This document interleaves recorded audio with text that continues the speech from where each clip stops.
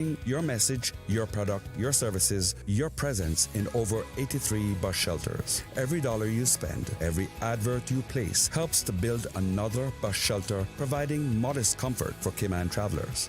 Reserve space now on the only billboard medium in the Cayman Islands. Email rotaryshelters@gmail.com. rotaryshelters@gmail.com. The Bus Shelters, a partner in community convenience.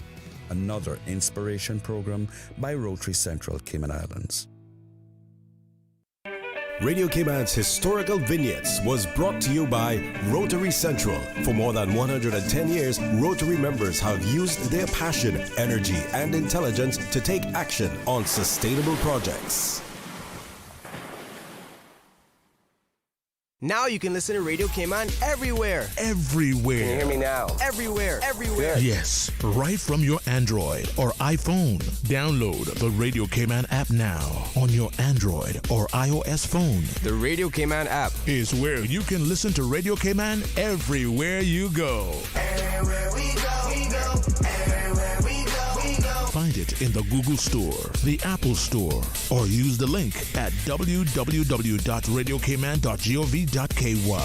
Yes, now you can listen to Radio Cayman everywhere. Talk Today is brought to you by Subway, open 24 hours in Countryside, Anderson Square in Georgetown, and Centennial Towers in West Bay. And by the Ministry of District Administration, explore your history, explore your land, explore your sister islands. And Cayman Airways, call them on 949-2311 to book your nonstop flights to Los Angeles and Panama. And Doctors Hospital, peace of mind is important when life happens. Doctors Hospital, always there for you. Call 949-6066.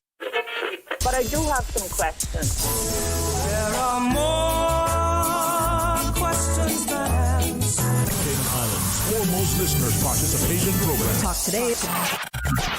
What's on your mind, Cayman? If you're ready to talk, we are ready to listen. Discussing current events and local news, community spotlights, hot topics, listener stories, cultural and historical discussions, environmental issues, fun and lighthearted topics, guest interviews. Cayman, basically anything you want to talk about, we are ready to listen.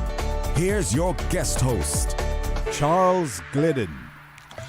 Coming up next, we hear about the Cayman Arts Festival, and later on, hey, let's chat about what's going on in Cayman. Pick up the phone and give me a shout. Talk Today's next. Stay with me. Talk Today is reminding you to avoid any statements or comments which are abusive, derogatory, malicious, or defamatory. Do not use indecent language or make any statement that is false or misleading. Call 1-800-534-8255, 949-6990, 949-8037, or WhatsApp us on 925-3261. And now, back to Talk Today. Good afternoon, and welcome to Talk Today. I'm Charles Glidden. Good of you to tune in, and I hope your week is moving along smoothly, even if it's a little rough. Keep your head up. We're almost there for the long weekend. National Heroes Day coming up on Monday. The theme this year is honoring a nation built the power of physical infrastructure. And I'm going to be picking up a little word on behalf of my Papa, John Smith. It's usually a big crowd down there. People come out for all the pomp and circumstance, and the uniform services on parade. People really get into it. So I guess some people will sleep in, some people will be going downtown and join that big crowd around Hero Square down there. Well, first up this afternoon, we hear about the Cayman Arts Festival, which is coming up next month. And joining me in the studio now, actually not in the studio per se, but in the control room. Yes, we're still in the control room. That's why you people online can only hear me, not see me.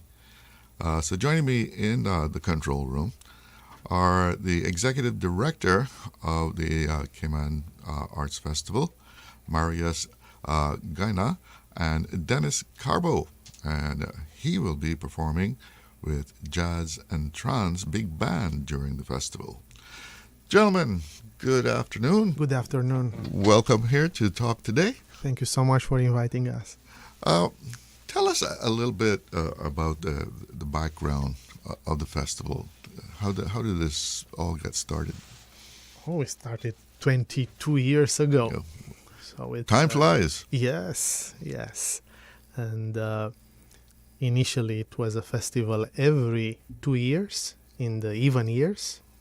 The demand was so high that we started to add in the odd years some events too, called Extra Cayman Arts Festival. And we realized that we try to kind of balance these two events that happening in various years and have a full festival 10, 12 days every year without calling Extra. It's just Cayman Arts Festival. As I said, we do that one since 2004, and it established pretty well in Cayman. And besides the entertainment part that it's well known, we have the educational side, because all the artists that performs in the festival, they go to schools and have master classes. So this is in a nutshell what exactly Cayman Arts Festival means today. So Glenn Inanga, yes, he's the co-founder. Right? He's the co-founder of Cayman Arts Festival with Jennifer Mikalev. You mentioned the educational aspect of it. Has that also grown? More students becoming interested? In 22 years, we saw primary school kids that we had that time. I'm checking sometimes the pictures. To performers that actually they took the stage, and last year we had, and I'll talk more about those immediately, had Benil Miller, that was part of that. This year we have Jaden Hanna. All of them more or less, they were touched by educational programs of Cayman Arts Festival. So it must be very good feeling to see those students now being performers. It right? kind of makes our life easier at this moment, because they came back and they want to show what they can do. That's one. Second, they want somehow to have like a recognition and reward for what we've done. And also they will take over sooner or later. So it's good to see that the Cayman Arts Festival, it's in good hands.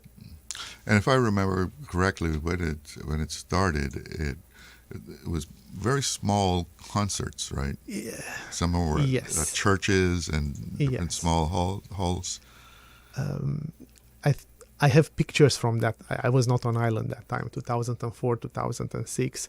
And indeed, they were using churches most of the time and small venues. It's not the case now. At this moment, we go for more. So where are you performing now? At this moment, we perform at Harkwell Theatre. Yeah, okay. We moved the events there, and it's going very well. And I want to thank Cayman National Cultural Foundation for allowing us to use the venue.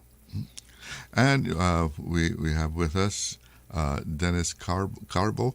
Tell us about Jazz and Trance. Thank you for inviting me, and thank you to Marius that always is like giving me the chance to be part of this Cayman Art Festival. So I started this big band like almost 8 years ago, and then when I started, that was like 4 years ago when Mr. Mario, he came to me and he said like, okay, listen, I would like to put together a big band and then play for the big Cayman Art Festival. That was the first time we did the concert. I loved the idea, and that was like, how can I say, the first concert like real for the big band, Jazz and Trance. And then from that one, I try to cover like as much as we can about the music, not only Caribbean. I am trying to cover jazz, even pop music, or I'm trying to mix with DJ electronic music, and that's the idea, to get a really wide musical team with a big band. So your sound is a sort of a fusion, jazz fusion sound? Correct, sir. That's the idea, exactly. Not only that, we play like this concert, the one we're going to do now, February 5th. it's gonna be like classic. We're gonna play a lot of the Frank Sinatra. That's the idea. So it's a lovely concert, and I recommend this concert. We have been working really hard. I think that everyone should go there because it's gonna be a really lovely night. Where's the band from? Well, there is a lot of musicians. We have a student for the Cayman Art Festival. I'm talking about that, by the way. We have a lot of teachers, kind of like all the teachers from all the schools from the Cayman Island is in this big band. It's a local band. Oh, really? It's a local band. It is a local band. Okay. It's like with 8 years, I started putting together all of them because I was looking for it. Okay. I know that it was on Cayman Island before.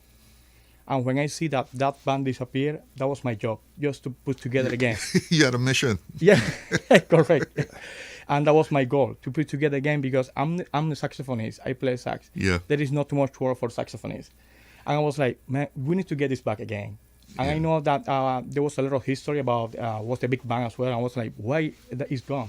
And that was my idea, and I put it together. Thanks to that, we have it back again. Now, you mentioned that you're going to be doing some Frank Sinatra, but what, Frank Sinatra done to your style? No, this time I'm coming to his style. Oh, okay. Yeah.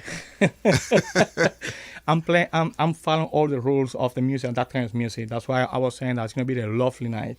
Mm-hmm. We have actually, as a singer, we have Rico Rolando. Yes, okay. So yes, he's for me, he's one of the best singers right now on the up top on the Cayman Island. So we have him, we have been working with this and follow this music. That's the idea, to do the same performances. So he's going to be the main singer and the only one singing. Doing Frank, he's going to be doing Old Blue Eyes. That's what I was telling him. Frank Sinatra's music, I guess, that lives forever, right? Exactly. Classic stuff. Yep, exactly. He might not know. I want to add that without too much advertisement, his concert is sold 50% at this moment. Without too much promotion. Advertisement, yes. It's okay. So word of mouth got around real quick. Yes, that's one. And we also, I want to mention, his event is sponsored by RBC, and that helped to kind of make things easier for everybody. And we wanted to start with a bang, like with a big bang. And but that's opening night. It's the opening night, yes, that's why. We will have a few more interviews here in the next couple weeks, and we will have here performers that they are on island, or the one that will perform in those moments, come in here and present their own concerts.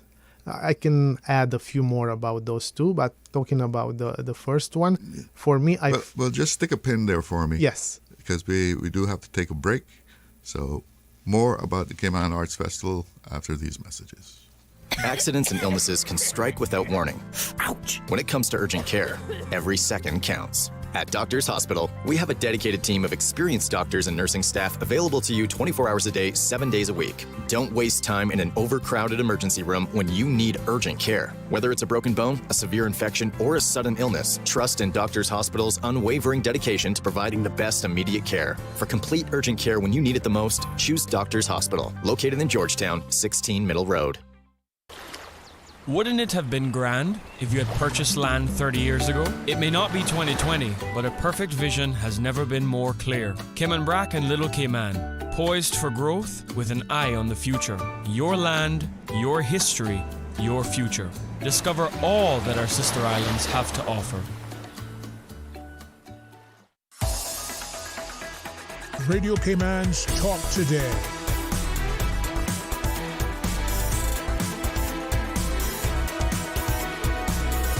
What is on your mind, Cayman? Welcome back, and we are hearing about the upcoming Cayman Arts Festival that's going to be coming to the Harkwell Theatre next month. And in the studio with me is the executive director, Marius Gaina, and Dennis Carbo, who is with Jazz and Trans Big Band. So you were starting to tell me something before we went to the break. No, I want to say that for me, this first event, we try to start big from the beginning. Sure. And we know we had a band in the past in the festival a few years ago. We know what they can do. And 2-3 years ago, I can't remember exactly when it was. 4 years ago, it was sold out, and we were talking about there are 50% already sold without too much publicity. And I'm expecting this event to be sold out before the event. We have we introduced a new deal that we have with tickets, like 2 for 1, just to kind of give accessibility to as many persons as possible to come at the concerts, and that helps a lot. That's one. Also, I see, talking about this event, I see Jazz in Trance. It's a small piece of Cayman, because you find everybody, everything like a melting pot in this band. Students from our programs, students from other programs from various schools, their teachers. Dennis is originally from Cuba. So everything somehow combined is coming and brings such a nice product. And we thought that it's nice to start in this way. This year festival, it's collaborative. I don't want to say in a way that we try to bring as much as possible local performers on stage, or to mingle with the overseas performers and to get from them as much as possible. And with one exception, I think we the last event, which is a group from Spain, everything else it's somehow came unconnected.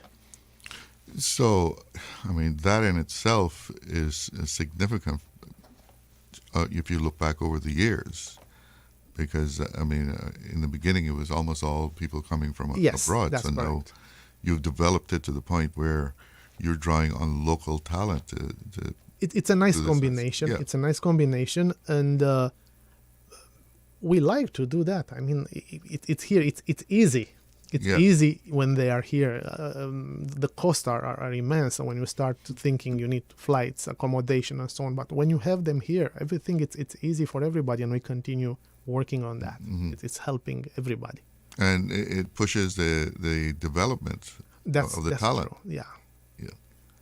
So tell us about some of the other acts that you will have during the festival. So the first event, as we mentioned, it's on Thursday at Hartwell, February 5th, 7 p.m. The second event, we were talking about after-school program. We developed an after-school program in the past 10 years. Now it's called Starlight and part of Cayman Arts Festival.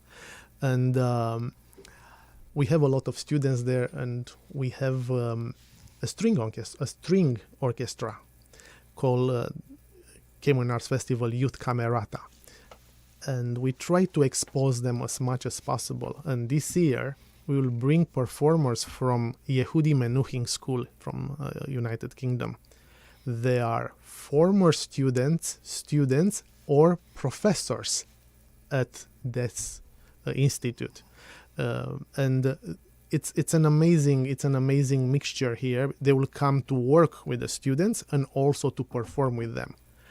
This event will be on Saturday, February 7th, 7 p.m., also Hartwell. In our educational program, we have a music production program where Jason Gilbert put together a band. So it's called Future Phobia. Students from John Gray, from St. Ignatius, local kids that they want to show off, let's say. Yes, they have their own music, they compose their own music, they play their own music. So we said, why not having them on stage? So is this more of a pop sound? Or? I'm not that good with that. I think it's closer to pop rock, something like that. And we bring from the Netherlands another group of another band, and they will play together. They will have some songs together, and also it will be a concert mainly for the young generation, to inspire them to see what can be done, how you can do this, and to see some of your own going on stage, it's impressive. Yeah, that's important. I mean, it is Cayman Arts Festival. So. Yes. This event, it's on Sunday, 5 p.m. at Harkwell. The next event, and this is something that I want to mention more. We realize that it's not easy these days to find a stage to perform. Dennis is here. He can confirm that somebody to be the enabler, the one that is putting everything to you in front of you, and you just come as a musician to perform. Bring your instrument. Yes. Last year, we did that with Benil Miller. I met with him and I said, the stage is yours. The concept is yours. Put the concert together. So he brought, Dennis will have 18. Benil came with 14 of his friends and local musicians and young ones. And it was a sold out event. It was the finale of the festival last year. Usually it's the bang. Wow. You start with a big bang. Yeah. You finish with another. You got to finish with a big bang. It was an amazing concert. So we said that I think this is the way. We pick every year somebody from the local community that deserve to be there on stage, and we just support them to do what they like to do. It's a way of saying you throw them in the water and let them learn how to swim. This time will be Jaden Hanna. Jaden Hanna was with us in our programs, I don't know, since she was 11, 12. Now she graduated high school here. She went to Berkeley. She went to Los Angeles for a master. So she's coming full of knowledge and willing to deliver and show where is she now. We had her in other concerts in the past, so we know her talent and hard working. We just want to show this one to the entire community. So this event will be on Thursday, February 12th, 7 p.m., Harkwell. And the last event, it's a group of flamenco dancers from Spain. We had them here a few years ago. We sold the tickets in 3 days. I was shocked, and it was one of my first dance events. We don't do dance that much. And we thought that it's a good opportunity to bring them back because I got a lot of calls and emails that bring them back. We didn't have a chance to see them here, and also bring them to a few schools to see what they can do. And this event will be on Valentine's Day, February 14th, 7 p.m., Harkwell. This is the festival for this year. We think that we cover a lot of genres. We have jazz, we have classical music, we have rock, we have cabaret music, and we have dance. And at least one of these events should appeal to the audience, and find tickets at CaymanArtsFestival.com. That's the website where we sell the tickets, and they can come to enjoy it. It sounds like you don't have any trouble selling tickets. It's always room for more. Always? Yes. We depend on sponsors. We also depend on the audience. Of course, this is for the public. If Dennis will perform just for him and his family, it's nice, but you might want to have for more. And it's February. It's nice. You just come and enjoy one evening. But from the whole development of this, I mean, I see it would be possible that you have more than one performance from someone. That, like you said, certain people, what they missed the flamenco dancer, so they wanted to see him again. And do you see the festival getting a little adding performances? Yes, it's a change of what we do. That's why. In the past, you're asking one of the first questions, how it was in the past. In the past, it was just the festival that was happening in February, and that's it. Mm-hmm. Now, Cayman Arts Festival itself, we are after we start the rebranding in last year in September, and will continue. The festival itself will remain in February, but we have a lot of other events during the year that somehow sometimes the audience was getting confused when this festival starts, when they finish, because festival means like has a limit, start and finish. Yeah.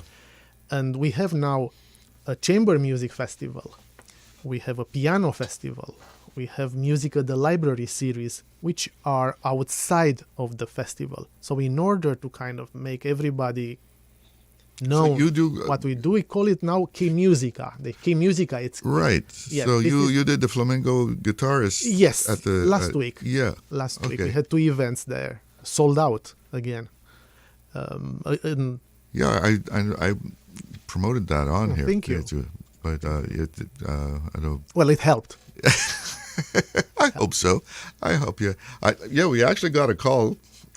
Someone saying, what was that information again? When and where? We had a lot of persons at the library, and those that they haven't been in the library in a while, I encourage them to go. They can take a book or not, but also they can see in the historical building. They will be surprised the way how it looks now and the way how it is maintained by the persons that they are there, and helps us to have events there on a monthly basis. We have to take another little break, but we'll be back with more. Did you know that Doctors Hospital provides urgent care services 24 hours a day, 7 days a week? And Doctors Hospital's urgent care physicians have access to the most advanced MRI and CT imaging in the Caribbean, providing reliable diagnostics when you need it most. When you need quality urgent care for an illness or injury, Doctors Hospital is here for you 24/7. Whether it's a migraine, chest or abdominal pain, shortness of breath, broken bones, or another urgent need, Doctors Hospital at the top of Walker's Road. Urgent care right now. The best foundation you can wear is glowing, healthy skin. The offices of dermatologist Dr. Wayne Porter specialize in enhancing your skin's well-being. Whether you're seeking advanced skincare, including any skin cancers, Botox, filler, cosmetic skin enhancements, or simply looking to reduce wrinkles, Dr. Porter offers a full-service dermatology and dermatological surgery practice. For more information, email drporterkman@gmail.com or call 946-9020.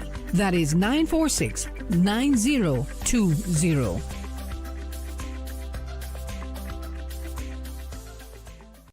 Hey, new drivers, don't just drive, drive smart. Cynical and Inspire Cayman's Safe Driver program will show you how.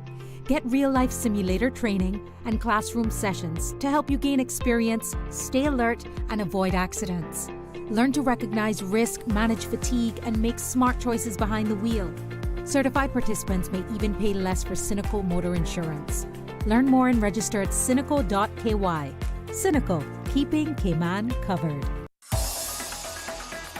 Radio Cayman's Talk Today.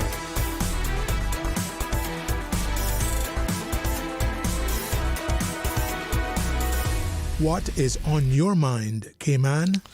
Welcome back, and we're talking about the Cayman Arts Festival that's coming up next month. In the studio with me is Executive Director Marius Gaina and also Dennis Carbo, who is going to be performing with Jazz and Trance Big Band. And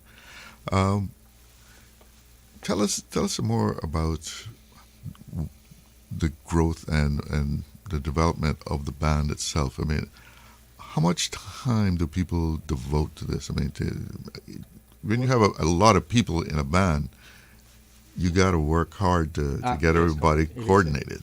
It is a hard work.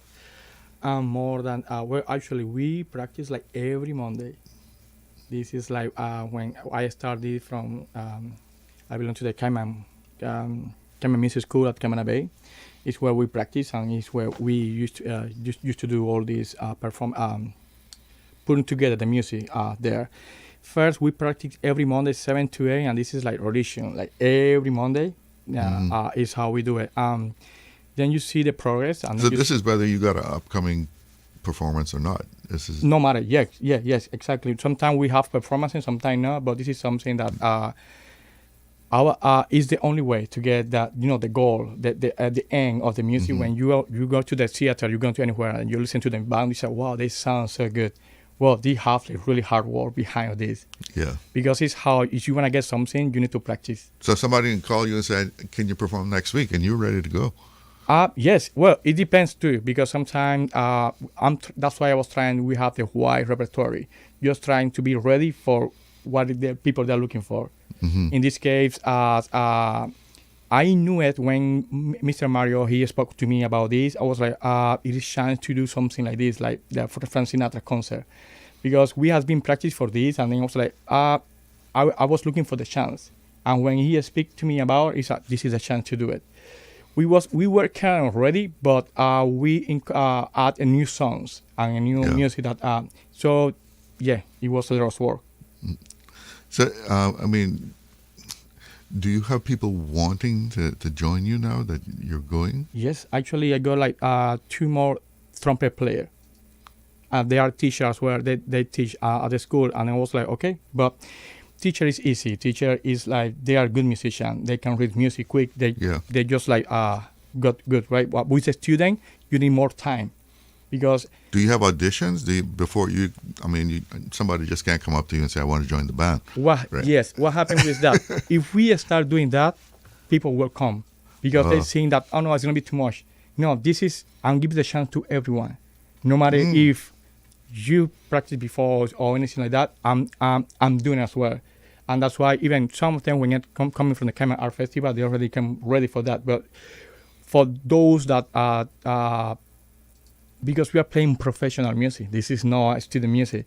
So I'm doing section for them as well that we practice, and I'm doing section like where we learn this music like slow down and repeat it a few times. This is something I was doing because when I was a student, it was the same thing. There was like some students that can play advanced, or some of them they can learn slow. Yeah. So it's kind of like I'm trying to, at the end, everyone can do it. So you're giving everybody a chance. A chance, exactly. No matter who, if you like music, you want to play instrument, they can come. So sometimes they have to say, well, you hold on, you're not ready for this performance yet. We'll work on your development. You do that? Yeah. No. No? No. So if they want to do it, you let them have perform. To do it. Yeah, absolutely. That's the idea. If they love it and they want to do it and they're willing to go to the process, please, you're more than welcome. So, give us the ticket information again. Yes, the tickets can be found on CaymanArtsFestival.com. It's our website, and they can find there all the information that they need. It's US dollars, 40, but there it's a chance to buy 2 for 1. So when you purchase a $40 tickets, if you click the right box there, you can get 2 tickets at the price of $40.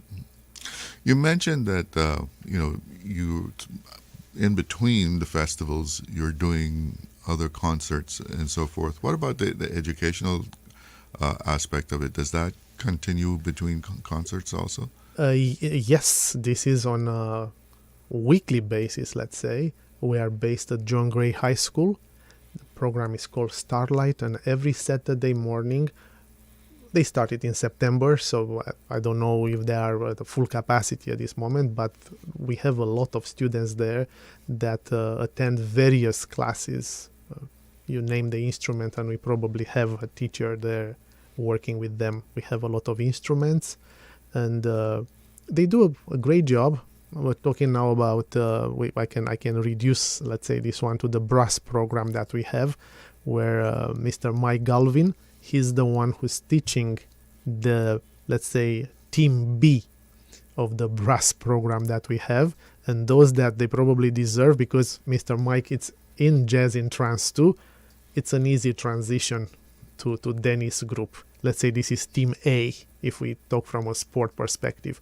So we prepare all the time the students to reach a certain level where they can play with their own peers, but also if they go higher than that, this is a natural transition to this group or to the National Orchestra.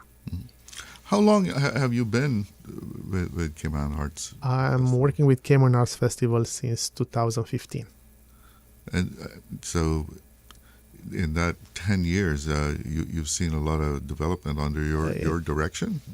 We have a nice team. When I joined, it was just the festival and 3 events at Luca. The Luca restaurant they were doing at that moment, music on the menu, it was called. We don't do those. We replace them with music at the library. And in that time, we were having probably, 5-6 events per year. Now we have about 30 events per year, maybe more. So it's a huge change, yes, to mention. You depend on sponsorships to keep all of this going. I mean, yes, we depend on sponsors mainly. This is a Cayman Arts Festival, K-Musica now, but in legal paper still Cayman Arts Festival. We depend on it's a charity, non-profit organization. We depend on community, on sponsors, on selling tickets. So is this the festival now under the branding of K-Musica? We can say Cayman Arts Festival produced by K-Musica. Okay, all right. K-Musica is the umbrella that everything happens. So that's the organization. Yes. Right. Yes, we try to. The event itself is still Cayman Music Festival. We still keep the brand of Cayman Arts Festival only for the February. Everything else will have different approaches. You need volunteers? Always we need volunteers. What kind of things can people volunteer to do? We have ushering, we have greeters at the door, selling tickets, social media promoters, drivers. Sometimes we need. So that's the visiting artists. Yes, you need people to get them around. If we try to save some funds, would be nice to have some local drivers that they want to show them around, because renting buses might go a bit too much for us sometimes. So this is how we try to keep a very personal touch. They are surprised sometimes when the airport is me waiting for them. It's like, oh, the festival manager, the director of the entity is waiting for us here, greeting us and taking to his car and drop us at the hotel and so on. But we like doing that. Sometimes it's overwhelming because they come more and more, so we need more of this type of thing. So if somebody in the community is interested to mingle with some artists, 922-5550 is the number. Now, Dennis, you said you're doing Frank Sinatra music. Yes, sir. Yeah. Is that your whole performance, or is that just a part of it? Well, that's the main one. We have instrumental as well, but it's from the same music style. From that some era. Instrumental. Yeah, exactly. But it's like kind of the same thing. Like in the mood, all these kind of title like people will know this music. So that's what we're doing. Yeah. So you got some instrumental, and then but the main thing is the Frank Sinatra. Yes, correct. That's the theme of the night. So before we go, let's make sure that everybody knows the rundown for the whole festival, in the case they missed it at the top of the show. Can you review that for us? I will go again through them. So the festival will start on Thursday, February 5th, 7 p.m., Harkwell Theatre. The first concert will be the Jazz and Trance Big Band concert. Then the next event, it will be on Saturday, February 7th, 7 p.m., same place, Harkwell Theatre. Cayman Arts Festival Youth Camerata with former students from the Yehudi Menuhin School. On Sunday, February 8th, 5 p.m. at Harkwell Theatre, Future Phobia and the Royals concert. On Thursday, February 12th, 7 p.m. at Harkwell Theatre, Jade and Hannah's concert. And on Saturday, February 14th, 7 p.m., Harkwell Theatre, Miguel Vargas Flamenco Dance Theatre event. Tickets are available at CaymanArtsFestival.com. And if somebody is wondering how they can help us, this is the perfect way of helping us to continue our work, to buy a ticket and to come to the concert and enjoy it. What is, in the 10 years you've been doing this, what would you say is the best thing that you've seen out of it? What would you highlight? Oh, it's obvious, the young local performers, to have them now on stage. I have a picture with Benil when he was 10, and now to performing at one of the events, master classes, what we were having in the past. Mm-hmm. I still keep that picture, and to see him now performing, that's a huge transformation. That shows that we do the right thing. The same Jade and Hannah. I have a picture when she was 12, and now she's 20. So again, seeing this, we have Deacon Smith, cellist, that he's not part this year, but he was last year in the program, to see from where he started or where he is now. And we have more. That's why we do these things. I mean, so we taught them how to fish, and now they are with their own boats. And making their own music. Absolutely. Benil does some Jaden also, I forgot to mention, he will have original some original songs. Not all of them, but he has original songs. So if they want to do what they like, and we are helping them. And this is very refreshing to see this. So, and even for those who may not have gone on to be professionals, I imagine you have really expanded their horizon. Absolutely. They appreciate music different. And the instruments that they play, rather than the typical guitar or piano that every kid more or less picks up at one time or another. They've gone on to really be expansive in their selection of instruments. That's correct. They force us to change. We started with violin and cello, and look now, it's music production. There are things that we are not thinking. They force us to adapt. The kids, the students. So it's great. In 10 years, probably, when you'll be here, you'll have somebody else dealing with this type of information, because they will take over. All right, Cayman Arts Festival beginning February 5th, is it? With the big band sound and the songs of Frank Sinatra. Gentlemen, have a great festival. Thank you for joining me today. Thank you so much for having us here. It's 1 o'clock. Let's check in with the newsroom. This is the People's Radio Station.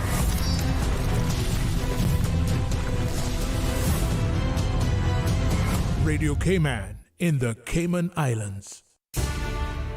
From Radio Cayman's newsroom, this is Headlines. Local, regional, international news. The Headline News is brought to you by Kirk Market and Health Services Authority. The Ministry of Education and Training and the Department of Education Services is hosting a national education conference at the John Gray High School Gymnasium on Friday, January 30th. The event aims to bring together educators and education partners from across the islands for a national dialogue on teaching and learning. Members of the public are invited to watch the opening ceremony live on CIGTV and YouTube beginning at 8:30 a.m. Turning to international headlines, U.S. President Donald Trump is in Davos for the World Economic Forum and today insisted that he wants to get Greenland, including right title and ownership, but said he would not use force to do so, while repeatedly deriding European allies and vowing that NATO should not try to block U.S. expansionism. He also threatened new tariffs on Denmark and several NATO allies unless they negotiate over the Arctic territory. U.S. House Republicans are moving to hold former President Bill Clinton and Hillary Clinton in contempt of Congress as part of their investigation into disgraced financier Jeffrey Epstein. The GOP-led House Oversight Committee says the Clintons defied subpoenas to testify about their past dealings with Epstein, opening the door to the possibility of fines or even jail if contempt is approved. The Clintons argue the subpoenas are legally invalid and say they had no knowledge of Epstein's crimes, offering instead to submit written statements about their contacts with him. Those are your headlines. I'm April Cummings. Radio Cayman. More news available at www.radiocayman.gov.ky. Check out our social media pages: Facebook, YouTube, X, formerly Twitter, Radio Cayman Headline News.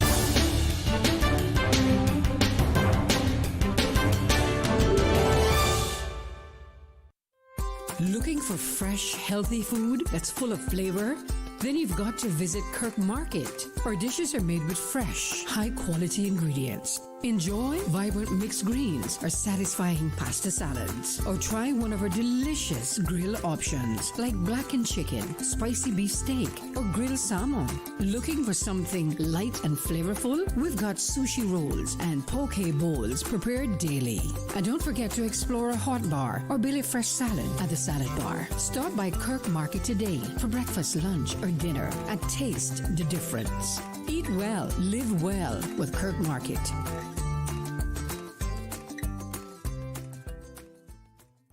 At HSA, we strive to provide the highest standard of care with compassion, integrity, and dedication. And so we say thank you, Cayman, for continuing to make us the most awarded organization on island by voting us the best of Cayman Islands in 9 medical categories. Your support reminds us why we do what we do, to serve the Cayman community with kindness and excellence. To find out more about our award-winning services, visit hsa.ky.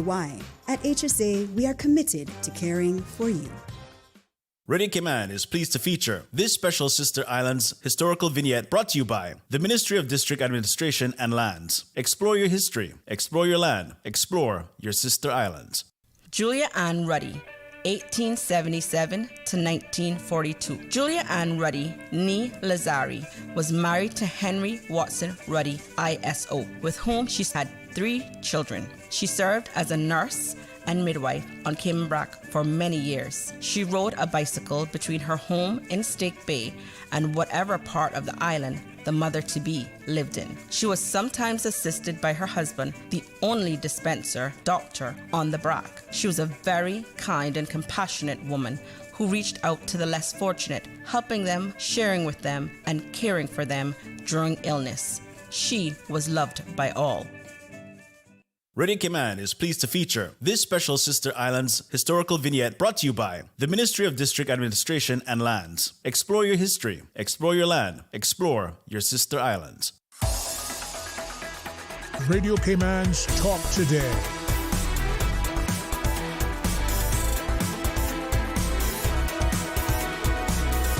What is on your mind, Cayman? Welcome back. And let's check on the weather, the current conditions. 82 degrees here in Georgetown. Feels like 88. And we've got a good breeze blowing out of the east-northeast at almost 16.5 knots there. The forecast calls for partly cloudy skies right through the rest of the afternoon and evening and into tonight. The winds are expected to be out of the northeast at 15 to 20 knots with a higher gust, and seas are rough. Wave heights running at 6 to 8 feet. Small craft alert is in effect. So going out there on the boat, take care. Hey, the phone lines are open. You know, pick up the phone, give me a shout. Numbers to call: 1-800-534-8255. That's toll-free courtesy of Flo. Other numbers you can reach me on: 949-8037, 949-6990, and WhatsApp 925-3261. You can give me a call, send me a message, a voice note. The wonders of WhatsApp. Well, as you may have heard, they've given the e-bikers and company until March to get their e-vehicles legal. You got to get your registration and inspection and all that. Make sure you got an indicator. Yeah, but even with that reprieve now, if you go online, at least on Cayman News Service, it looks like this issue, and I guess you could almost say this controversy, you could say it's not just fading away now with this, break there that will give people until March to get everything right. It's still being discussed, and I'd say that because I say that because in looking at some of the comments about an article on CNS, there have been those who are actually challenging, at least in the comments, they're challenging the interpretation of the law. How far that challenge might go, I don't know. But one commenter was saying micro-mobility isn't mentioned in the traffic law. Scooters aren't mentioned. Pedal cycles are defined to include electric assist and do not have the same requirements as motorcycles. What does mechanically propelled mean? A bicycle is mechanically propelled.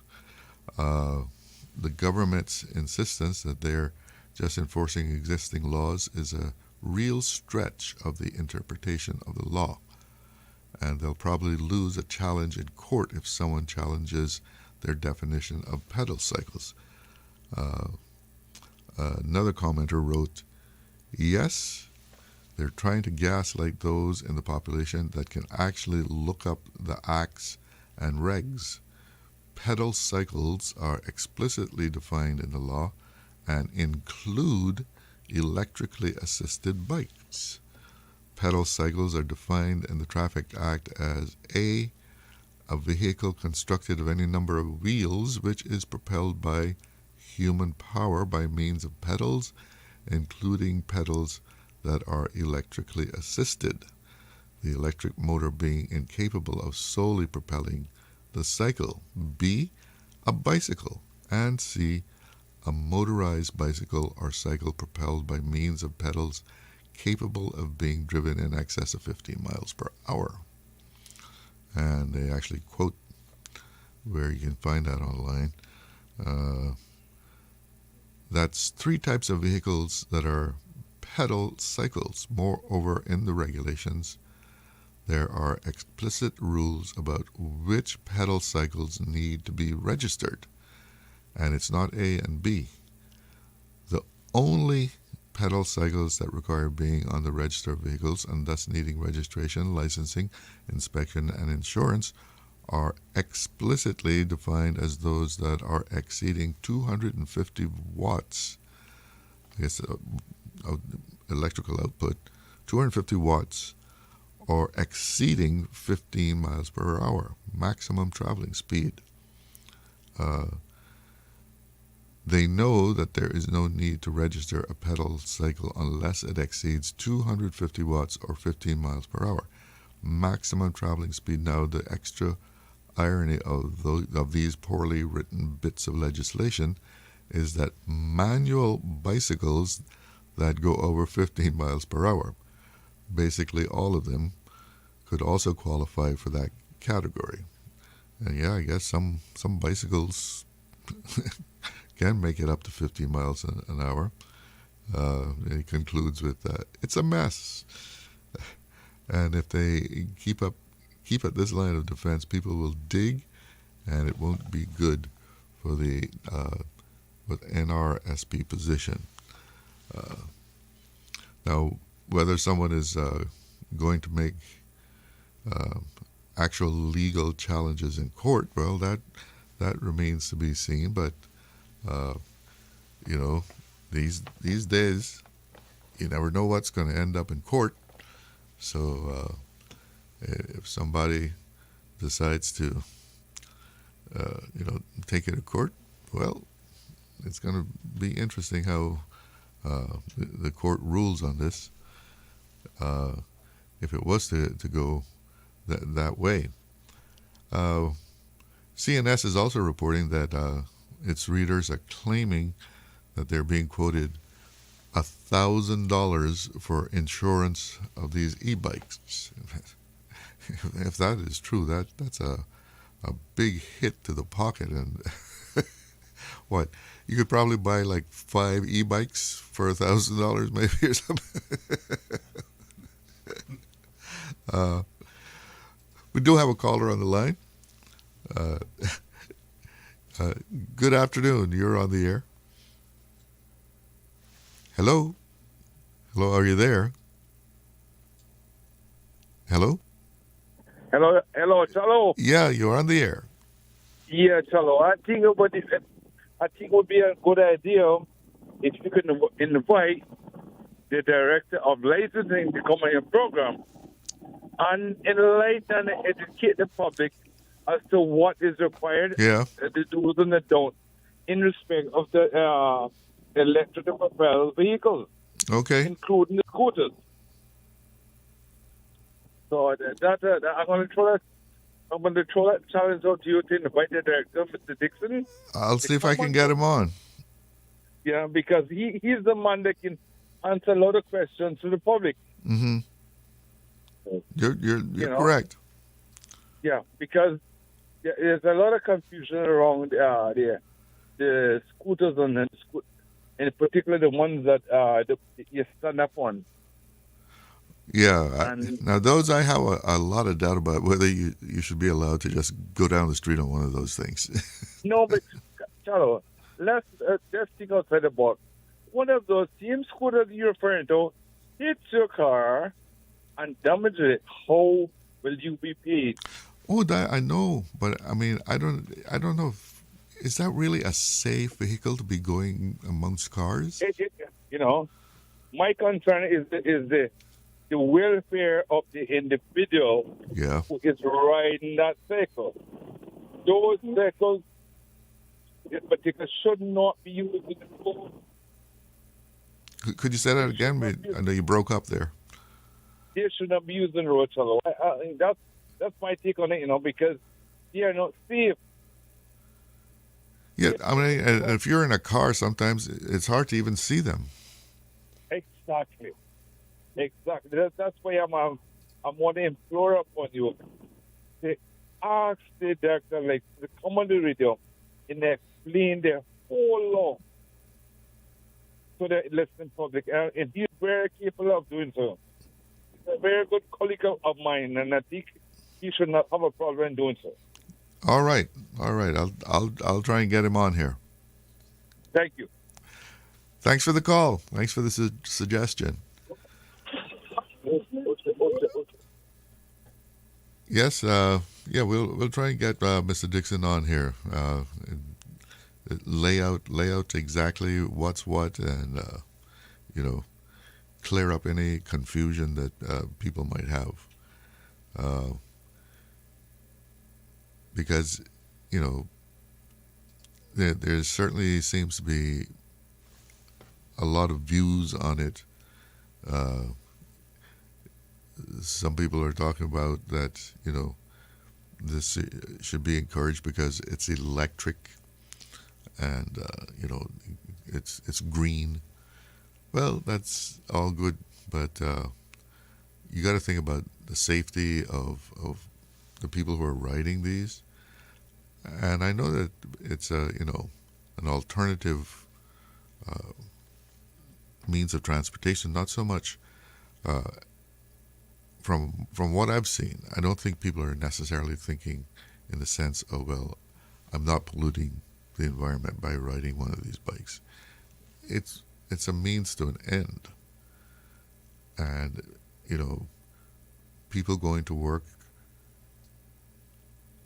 and they're not making that much money. The bus service is not something that we can boast about, that you can say, well, I'm going to catch a bus at a certain time and get to work by a certain time. We don't have that. If we did, maybe people wouldn't be turning to this type of transportation to try and get to work. But if you're not making that much money and you need a means of getting to work, that's one of the things that you can turn to. What's your comments? What's your thoughts? Give me a call. We just heard about the Cayman Arts Festival that is coming up in February, and looks like we're going to have a nice little run of cultural events here. So Cayman Arts Festival in February with a lot of good performances, some dance, one night of dance, and the rest is going to be music. And the Cayman National Cultural Foundation has announced its K-Fest lineup. And that's going to be in March. So 2 months in a row we'll have 2 arts festivals. Maybe they should have an e-bike parade as part of the K-Fest. It's in March. Everybody has to be licensed by then so they can, go down the road with their licensed e-bike. No. Seriously, folks. K-Fest is coming in March, and the festival title is for this year is Global Threads, celebrating our different international ties. And the good news is, as far as I'm concerned, headlining the festival will be none other than the National Dance Theatre Company of Jamaica. This is a fantastic company of dancers. I don't know if you've ever seen them, but they are a treat. So the National Dance Theatre Company of Jamaica will open K-Fest on March 6th. So if you've never seen them, try and catch them while they're here in Cayman. It is a big ticket. It is a big ticket, but then it's a big night. National Dance Theatre Company of Jamaica. I would dare say they're worth it because they're an excellent group. I mean, their reputation is international. Tickets are at $80. If you want the full Monty with the drink before reception and all that, well, it's $100. It's a fundraiser also, so all good. But if you like good dance, excuse me, check out National Dance Theatre Company of Jamaica coming to K-Fest.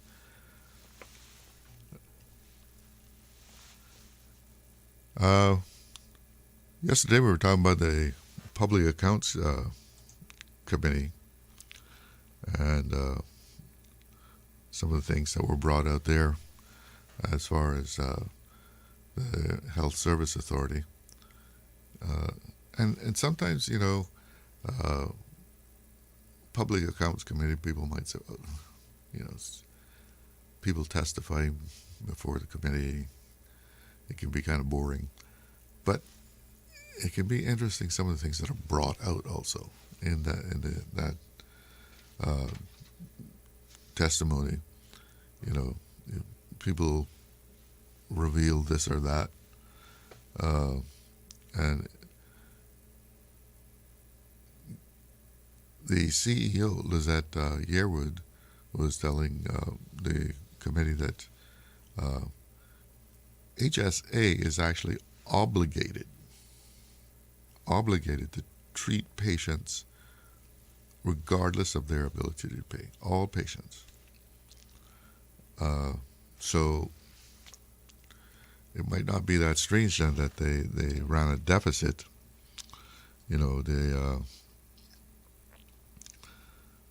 They had a deficit of something in the region of $12.4 million, even though they received payments from the government of almost $27 million, which Ms. Yearwood said was insufficient because it accounted for only around half the costs for services the outputs were designed to cover. And the HSA also received $179 million from their own intake money paid to them by patients and other sources. And Ms. Yearwood said this deficit was also due to bad debts. Now catch this. Due to bad debts, as many of the people it treats don't have health insurance at all. No health insurance. Aren't we all supposed to be insured? Or their health insurance is inadequate. But HSA is obligated. Someone shows up there, they're sick. HSA is obligated to give them health services. You know, they have to treat them regardless of their ability to pay. And actually that gets back to a question one of our callers had the other day. He was saying he goes there and it's so many people that he takes as non-Caymanian, and he was wondering whether they're getting free health service. Well, I don't know. She said they're obligated to help all people, all patients.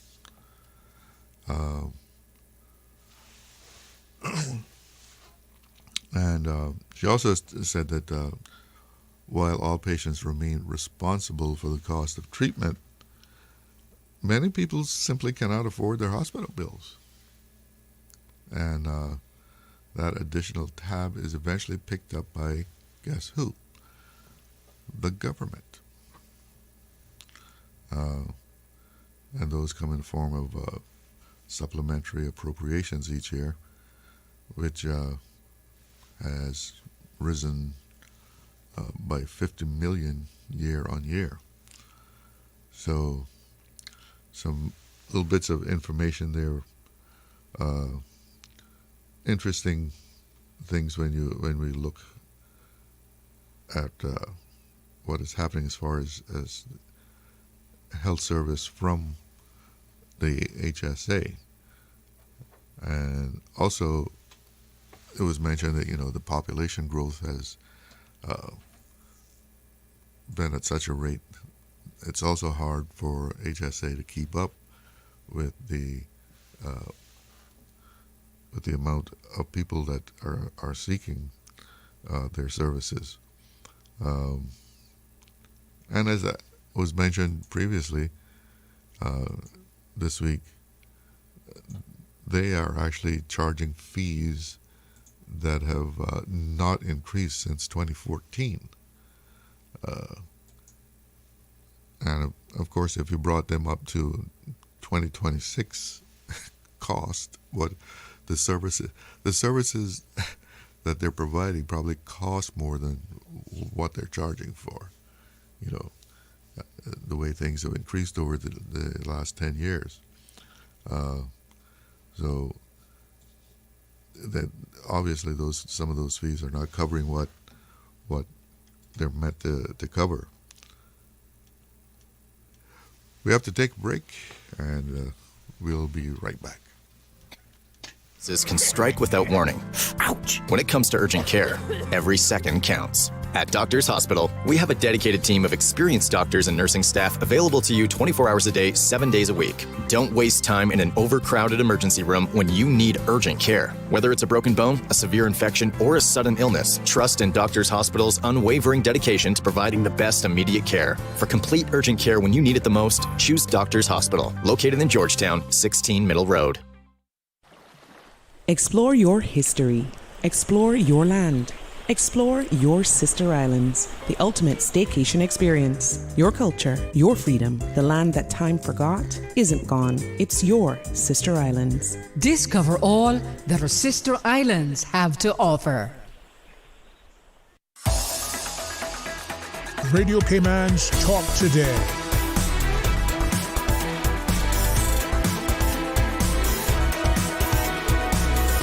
What is on your mind, Cayman? Welcome back. We do have a caller on the line, so let's check in with whoever is with us. Good afternoon. You're on the air with Talk Today. Oh, I feel very airy. Good afternoon, Challen. How you doing? Mid here. I'm not bad. How are you? I'm doing okay. All right, good. On this issue of health care and health insurance, etc. Couple things I feel strongly about saying, and I heard other people saying the same thing. I think what we need in order to take care of, address the escalating cost of medical care for our residents is a one-payer system where the government is, or a government agency has a health insurance which is paid by taxpayer dollars. Mm-hmm. Right from, I'm sorry to say it, I never thought I would come to the point where I would advocate for a salary deduction for health insurance, but we have it anyway. Yeah. We have that for those that are working. They're supposed to be insured. But I can tell you, having sat in on negotiations about rates for when contracts have to be renewed, insurance companies are there for profit. And one thing that we should understand does not have to make a profit is healthcare. Healthcare is something that we do for our residents and citizens. That is not a vehicle that we should look at profitable. It is a service that is provided. We would obviously want to recover as much of the cost as we could. And a single-payer system where people of young age, where rarely have any seriousness, are contributing while they're in their working years. And when those working years are over, they have other young ones that are still in the workforce and keep on paying the bill. If the private insurance companies continue to cherry pick who they want to insure, yes. We are never, ever going to be able to come to grips with the cost situation, and as we have seen, it's escalating continuously. We have more people on the island. We have more people that have accidents, illness, etc. And the problem of many people without insurance, and I'm not sure exactly which capital that is, but I suspect it may hit a lot of elderly people that are no longer in the workforce, have no health insurance at any workplace because they're not working, and just don't have the means of having private insurance. And so I think even cynical to some of them would be a burden that they have difficulties in carrying. So I am speaking for a single-payer system where the ones that don't cost a fortune to keep healthy are contributing to the pool, which helps everybody, and at the same time, it will keep the premiums at a level that are manageable. Even for people that are in retirement, they could choose a different plan, perhaps with premiums that are manageable. But for a place this size, I mean, I think you're right. And we have Cynical. That's the structure right there, Cynical. Yes. Now, of course, I also have experience with the basic plan of Cynical. Only comes into play when you have something serious that there's hospitalization. On an outpatient basis, and even outpatient procedures, I have had outpatient procedures that have cost $2,000. And you have to cough that up before you have it. And so the basic plan would never come into play for things like that. So, you're talking about the SHIC plan, the standard health insurance contract. If it's out of hospital, it's $400, and that's it. Yes, and the other thing that I would encourage to maybe HSA board of directors or management looking at recently, in the last couple of years, service have been doing these health fairs. The Rotary has done it and many times, and so has the Lions for different aspects of residents' health, that they can go to these health fairs and get certain tests done free of cost. Because as we see from the United States, that the most expensive health care is the emergency room health care. If somebody has a problem, but because of financial considerations, they don't go to seek medical care when the problem is benign. They wait till it is catastrophic, and then they go to the room, and that then requires a huge, costly procedures. Where if government was, in addition to the service clubs, were to have health fairs where more ordinary citizens, even in the outlying districts, felt like coming to a health fair, many problems might have been diagnosed before they are huge. You know, people with diabetes, which is so prevalent here, they could be treated before treatment includes removal of parts of limbs and things like that. So I think if we could do more in terms of health fairs out in the public and at different times, and service clubs and government could do one of those combined efforts and catch more of the ordinary people that don't come to see a doctor until something is seriously wrong. Those health fairs that are run by the service clubs, I mean, they have actually saved lives, because I remember having them on the show, and they were telling me the story of someone who got checked, and when the doctor checked, he said, "Call an ambulance. You're going straight to the hospital right now." Exactly. And they sent him off to the hospital in an ambulance. Yes, and I hope it saved that person's life. Yeah.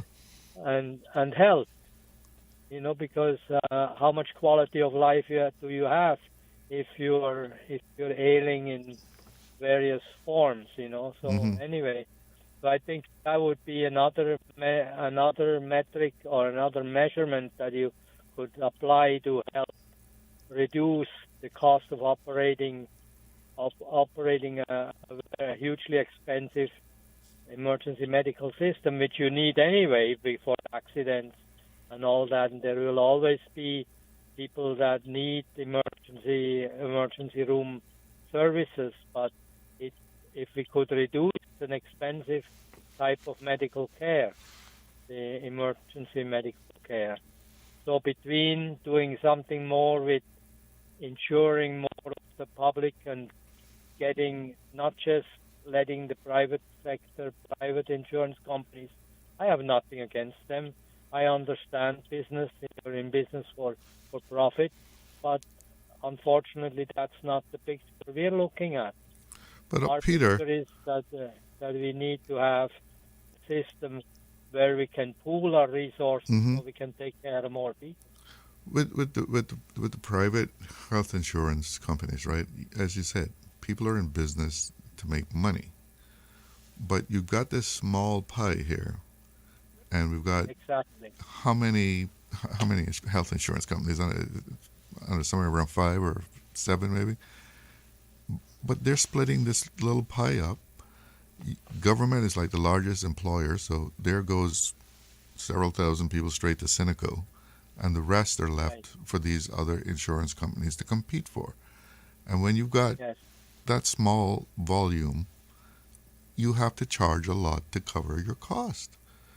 I mean, we it's like we have too many choices as far as health insurance companies. Yeah, well, and the thing about that is, of course, you would say normal versus takes care of that. You know, people will stop selling health insurance if they are unable to make a living on it. So, but it doesn't seem to be happening. I can understand that you can have a supplemental plan if you can have a national plan that is directly deducted from your income, and then you can have, if firms, let's say, I don't want to really mention any names, but No, but if you have the money lot. to buy extra insurance, then you buy it, right? Exactly. So then you can do that, but Mhm. you're going to be part of the main system. That's all I had to say. Well, thanks for the call. You're welcome. You have a good afternoon. You too. Bye-bye. Yeah, I mean, I personally don't think that is a bad idea at all. It's a good idea as far as a single payer. And I know a lot of people say, oh, well, you don't want government involved in, running your insurance, your health insurance. But good God, the cost of health insurance every year, it is more. You get those notices as anniversary. They call it the anniversary increase.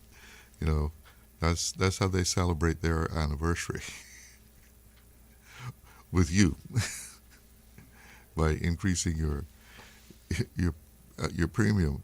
You got to pay more, and hey, I guess healthcare keeps increasing too, so they're paying for it.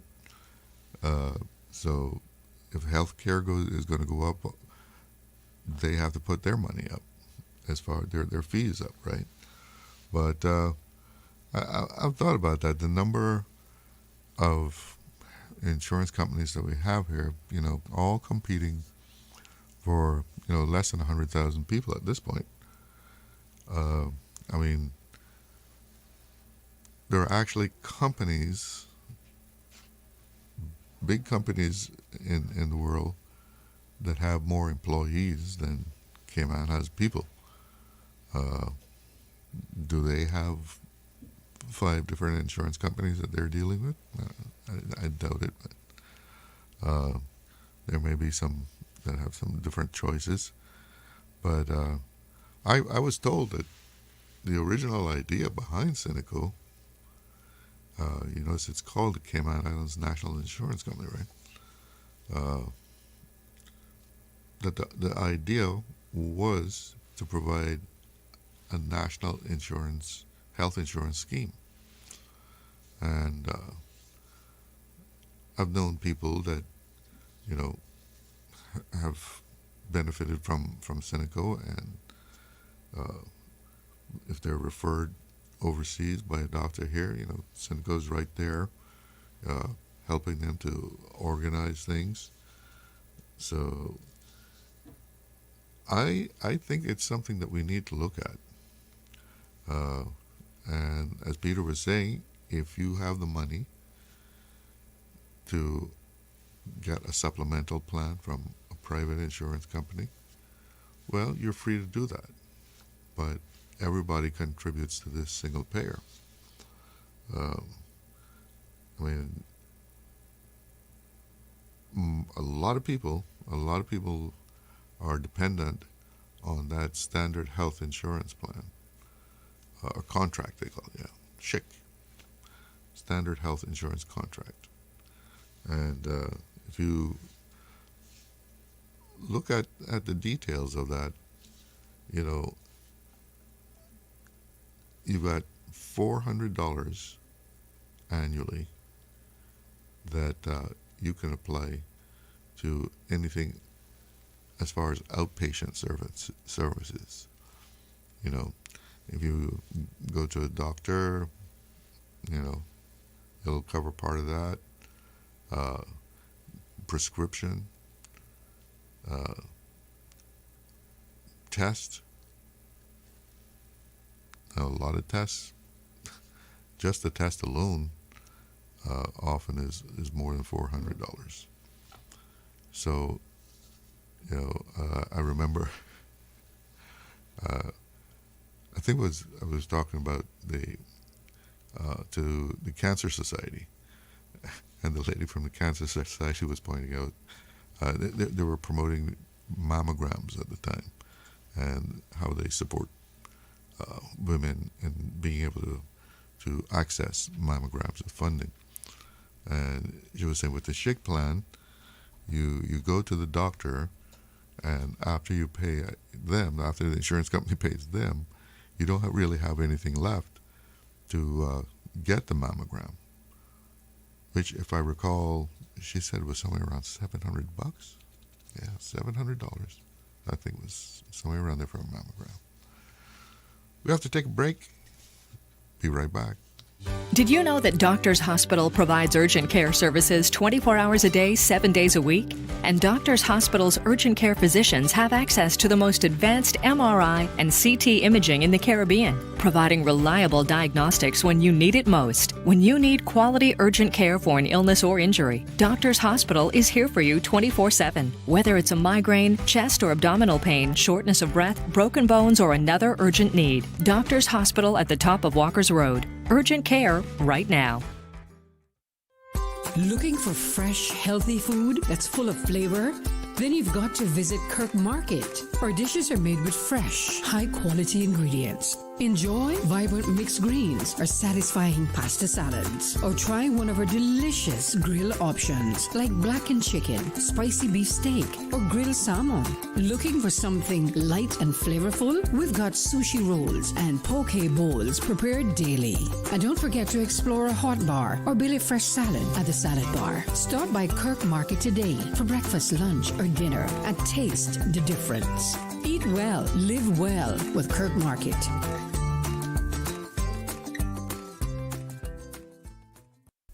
Freedom, Kim Brack. Freedom, Little Cayman. Soft breezes, blue waters, no traffic. Unwind and rejuvenate your mind, body, and soul. Sister Island Staycations, a taste of freedom. Discover all that our sister islands have to offer. Praise time. Hold my hand today, lest I fall. Praise him. Isn't it great when he's 4 days late, he's still on time? Praise him. Weekdays 6 to 6:30 a.m. I'm free from the fear of tomorrow. I'm free from the guilt of my past. Oh, and I found the answer down on my knees. Oh, yeah. Praise time. Set your clock for 6 a.m. or you will miss it. Radio Cayman's Talk Today.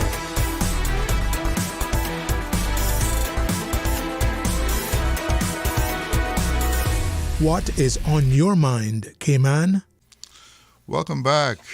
And if you want to join in the conversation here, numbers to call, 1-800-534-8255, and no credit taken from your account there because that's all courtesy of Flow. And you can also call on 949-8037, 949-6990.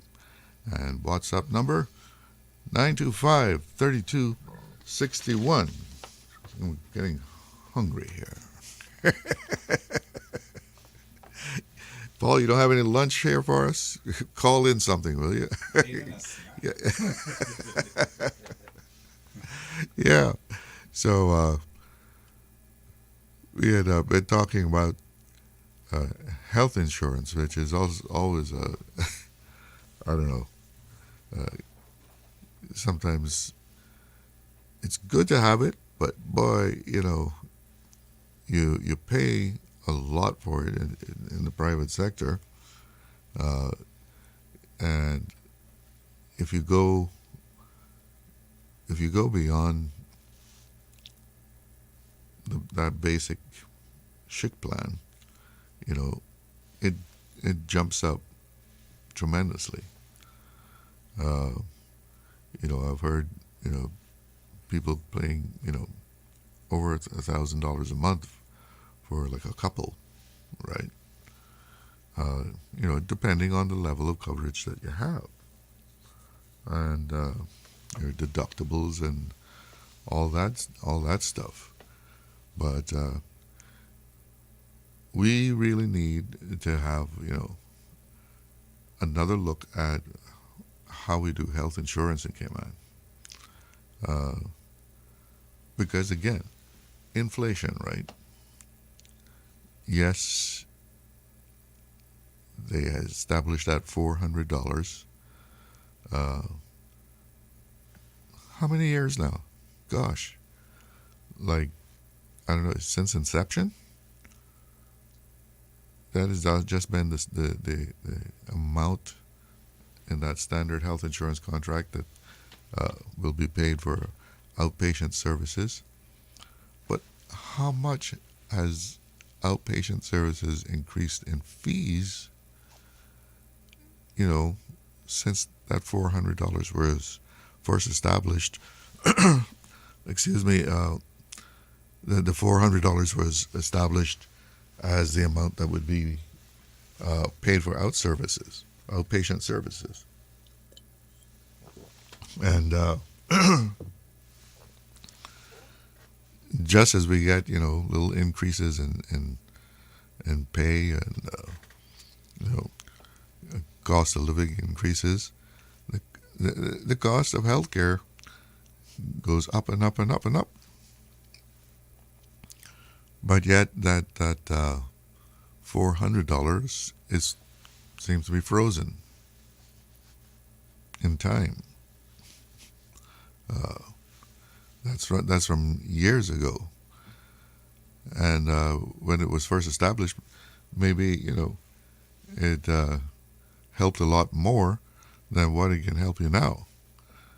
Because, you know, if you're on medication constantly, you go to the doctor and get the prescription renewed, there goes part of the $400. And if your prescription is running $50, $70 a month, you know, that's not going to cover everything. And most likely you'll have some other expense that will chip away at that $400 also. And there should be some kind of adjustment to that at least.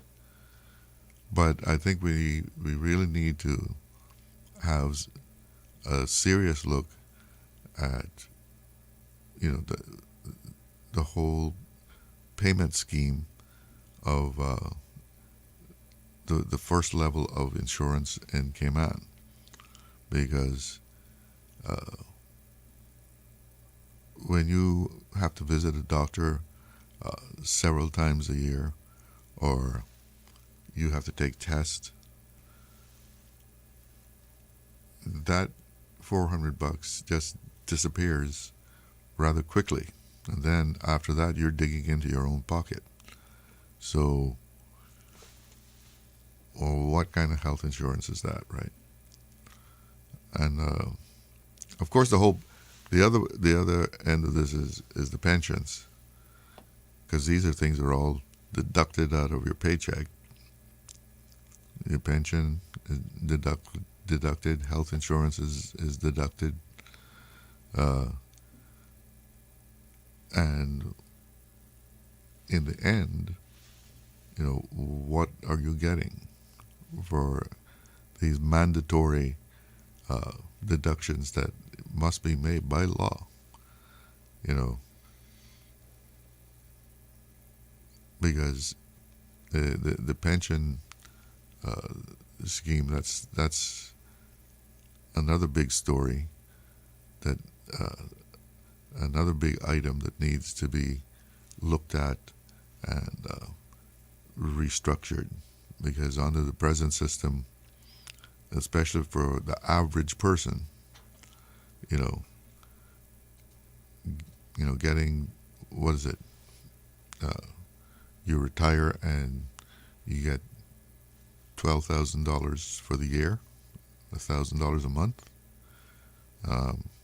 Even if you've, paid off your house, which there are probably many people that might not even have been able to buy a house, so they're still paying rent if they're not, never mind the mortgage.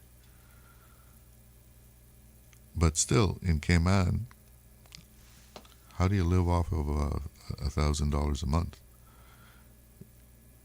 How? You got to really be a good budgeter.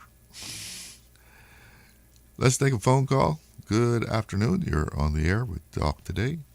I'm sorry, it's me again, Charlo. That's fine. You just hit the nerve there when you said, the pension. Yeah.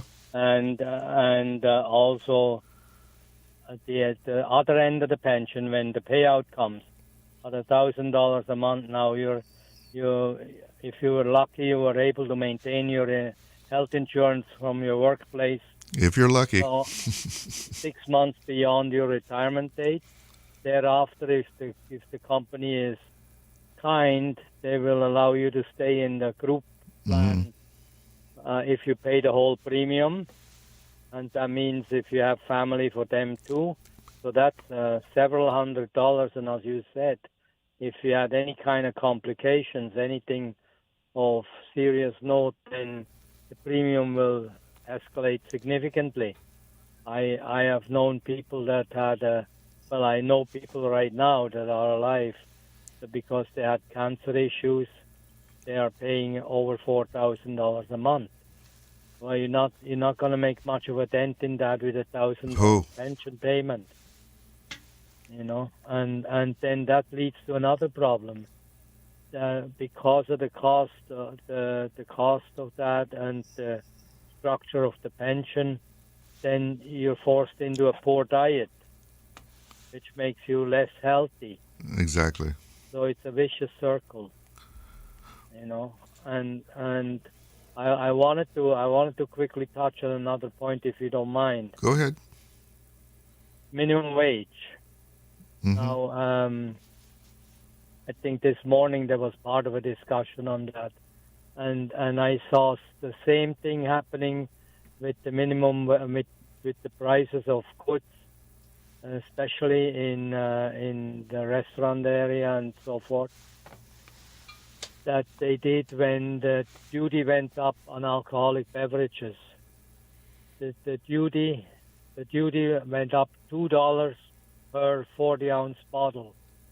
40-ounce bottle in those days would provide liquor for 26 drinks, mixed drinks, and they raised each drink by $2. So they abused, the market abused the system of having a blamed the $2 increase per bottle of hard liquor on the price increase, which they turned into a $52 gain for for them. They taxed each drink $2. Yes. And the same thing is happening with the minimum wage. The minimum wage went up from $6.50, was it? I think, yeah. to $8.75. Yeah. So it's $2.25. So what is that? That's about a 40% increase. And prices and the labor costs for an establishment that serves fast food, I'm sure does not exceed 20% of gross sales. I'm sure of that. But yet they have raised the prices of their products by 50% in some areas, by 25% in other areas. Again, I think an abuse is taking place where people either shoot from the hip or they don't do any accounting at all, and there's the price increases bear no relation to the minimum wage increase. but that is the one that's going to get blamed.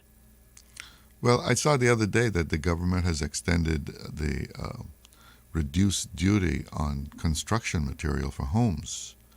I think it's at 15% instead of the regular 22%?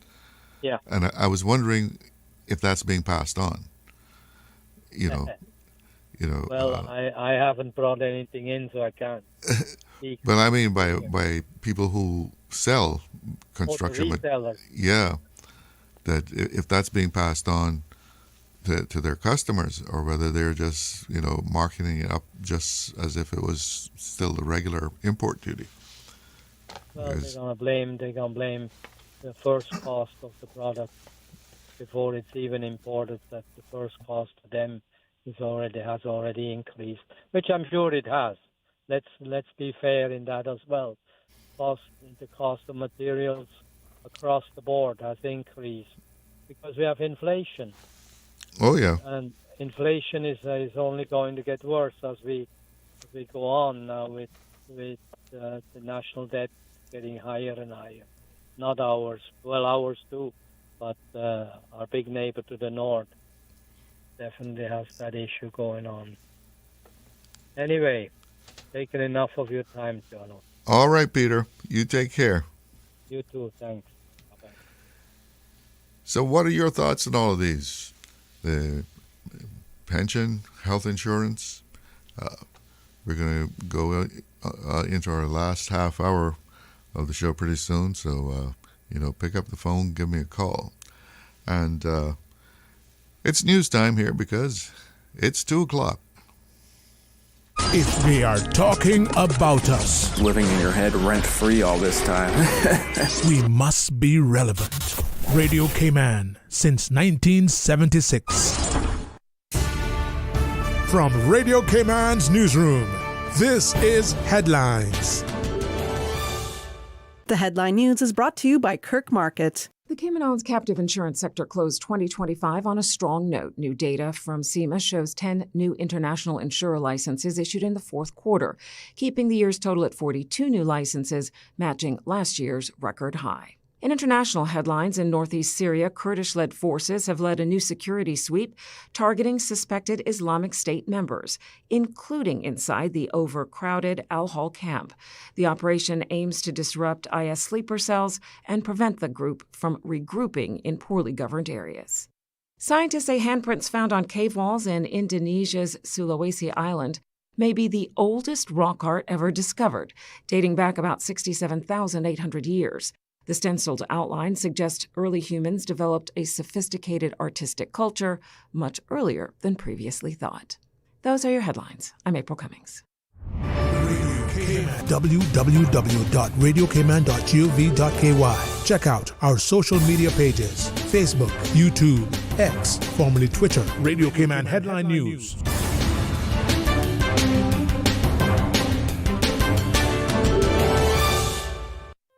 Looking for fresh, healthy food that's full of flavor?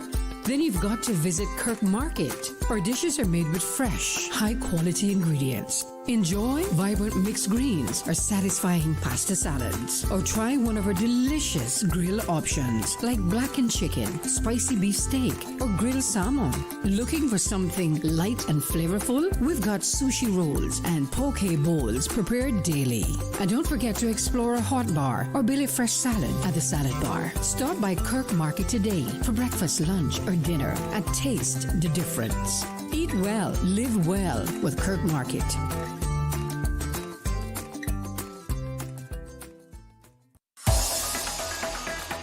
Radio Cayman's Talk Today.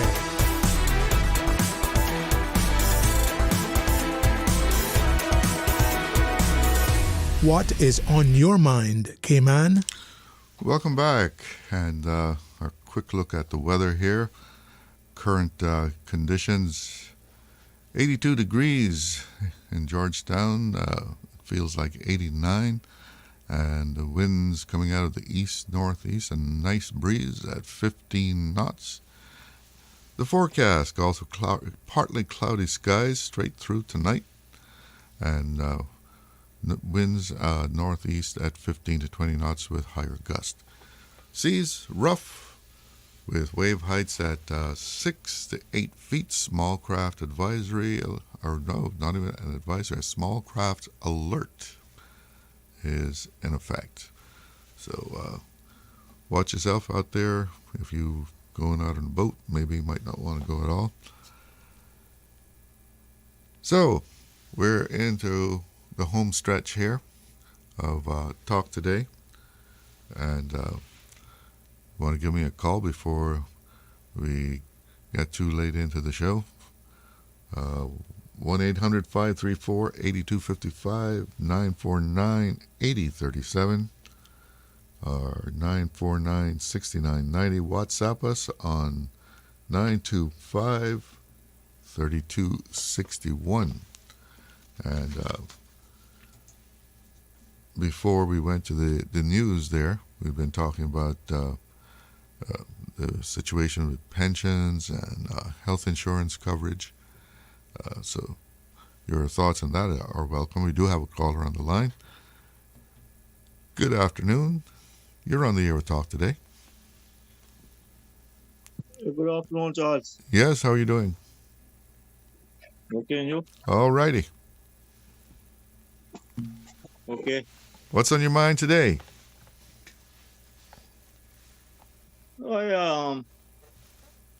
If you were the premier, if I were the premier, what would you do to control the cost of living in the Cayman Islands?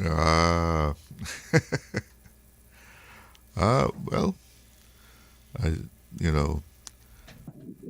as far from a government perspective, I know they maybe.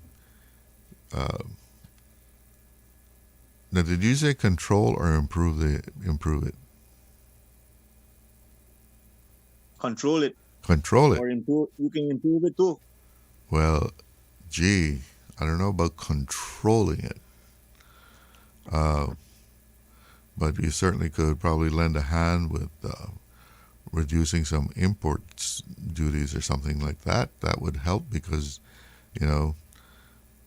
90% plus, almost, I guess maybe close to 99% of what we eat and what we possess is imported. Everything is imported. And I know there's some items that are import duty free, but and maybe some government fees. But of course, then government services suffer because you don't have the funds to do them.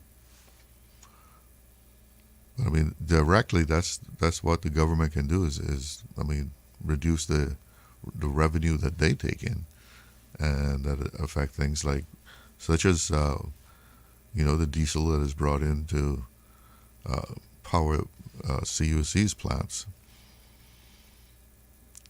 because electricity does affect a lot of things. How about that? If I were premier, Better believe electricity has a lot to do with it. Yeah. Because just the deep freezers that these supermarkets use alone. Oh yeah, they have a high electricity bill. Let me ask you a question. Yeah. Is the government able to get fuel from Guyana? God, I don't know. Does Guyana have fuel?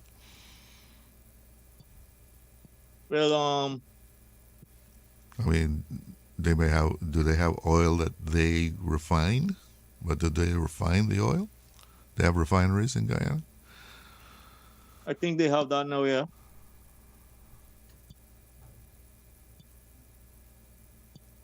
Because if we're able to get a lower price from another country besides the United States, that would help a lot.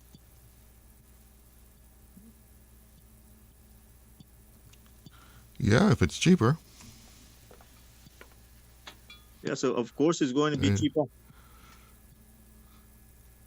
I looked up whether I just Guyana looked- has oil refineries. It says no, Guyana does not currently have any oil refineries. It exports its Oh, they crude don't? oil to other countries for processing. But it has Okay. plans and is considering proposals to build its own domestic refinery in the Berbice region. Okay. So they're working on it then. According to this information, yeah. But Okay, it has that's good. plans and is considering proposals. Okay, because if we keep depending on getting everything from America, that's where the problem is going to be right there. Well, you have to get it from a place that has refineries, right? Yeah. And in our region, off the top of my head, I can't think of any place other than the U.S. that has refineries. Does Jamaica have refineries? Not that I know of. I think at one time they got oil from Venezuela. Yes, Jamaica has one oil refinery. The state-owned Petrojam Limited, located in Kingston. It processes imported crude into various petroleum products like gasoline, diesel, jet fuel, and LPG to meet the island's energy demands, supplementing with products imported when needed. So they're not meeting their needs 100%. Yeah, because getting everything from America is going to be our main problem.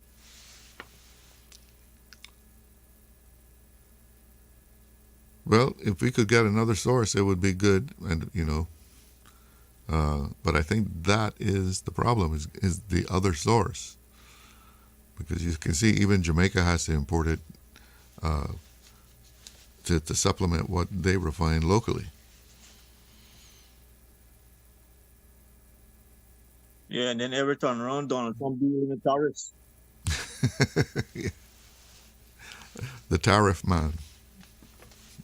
Yeah, so getting things from America is going to be Cayman's main problem when it comes to the cost of living. And that's basically where we get everything from. I mean, I know some things are imported from South American countries, like some fruits and stuff like that.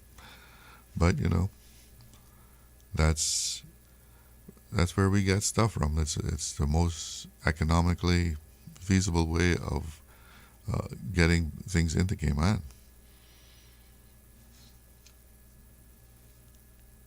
Because I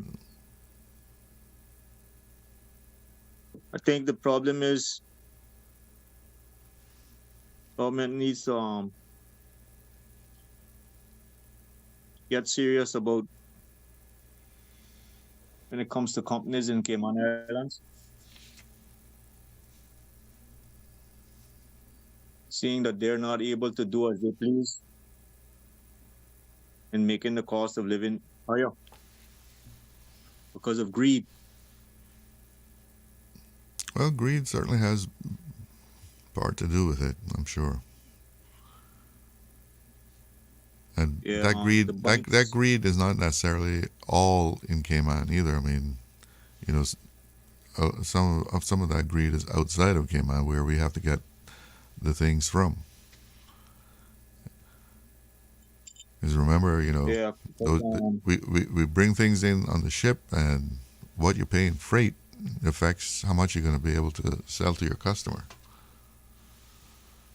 Yeah, because companies like CUC is really a big part of the cost of living in Cayman. And then you have the water companies that I think are charging too much when it comes to water. And then the banks. Would you like to see those things nationalized or something? I mean, and the government is providing all of that. I mean, well, some of the water is national because we have Cayman Water Authority. Yeah, I mean, if the government isn't going to do what they're supposed to do when it comes to off-rig, it'd be better if the government did own these companies. But it seems like the government is just letting them do as they please. And once they continue doing that, cost of living is going to continue going up more. And the Caymanians are going to continue suffering. And they're going to just totally destroy the future for our young people. Well, you know, I know that you preach that a lot when you call in. And yeah, the cost of living in Cayman is high. But we do live in a free enterprise society. Yeah, because, Charles, if we have over 700 students graduating every year,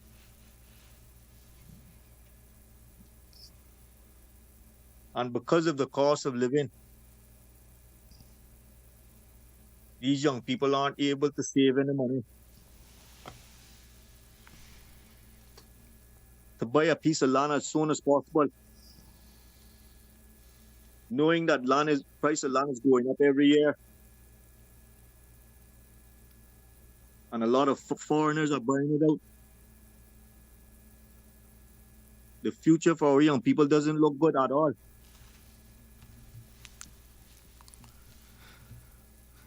Well, listen, I got to break away. I got to do a few messages here and get some 2 other callers in. So, thanks for your thoughts. Have a good afternoon or a good night. Oh yeah, you got to say good night to you. Take care. We'll be right back. Hey, new drivers, don't just drive, drive smart. Cynical and Inspire Cayman's Safe Driver program will show you how. Get real-life simulator training and classroom sessions to help you gain experience, stay alert, and avoid accidents. Learn to recognize risk, manage fatigue, and make smart choices behind the wheel. Certified participants may even pay less for Cynical motor insurance. Learn more and register at cynical.ky. Cynical, keeping Cayman covered. There you go, sir. Thanks for choosing JN Money Transfer. Boy, thanks to JN Money Transfer, I can stay right here in Cayman and pay mama bills back home in Jamaica. Her water, light, phone, and other bills never late. Every month I pay everything in one place. Make payments to over 30 companies in Jamaica through JN Money Transfer. Fast, affordable, convenient. Call 1-800-744-1163 for details. On Monday, 26th of January at 8:30 a.m., the 2026 National Heroes Day Award ceremony will take place in our historic Hero Square. This year, we honor the nation builders whose vision and dedication have shaped Cayman's physical landscape under the theme, Honoring a Nation Built, the Power of Physical Infrastructure. Wear your ceremonial best and stand with us in Hero Square on Monday, 26th of January at 8:30 a.m. Radio Cayman's Talk Today.